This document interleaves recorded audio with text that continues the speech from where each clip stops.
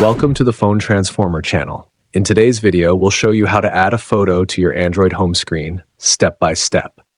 If you find this video helpful, please subscribe to our channel for more tech tips and tutorials. Let's get started. Step 1. First, from your home screen, tap and hold an empty space to bring up the home screen menu. Step 2. Next, in the menu that appears, look towards the bottom center of your screen for the widgets option, then go ahead and tap on it. Step 3. In the widgets menu, scroll through until you see the gallery option, then tap on it. Step 4. Now on your screen, you'll see an option that says Add to Home Screen. Tap on this option to proceed. Step 5. In the following menu, look for the checkmark icon. It should be in the top right corner of your screen. Tap on it to move forward. Step 6. Now, tap on the gallery option again and select the specific photo you'd like to add to your home screen.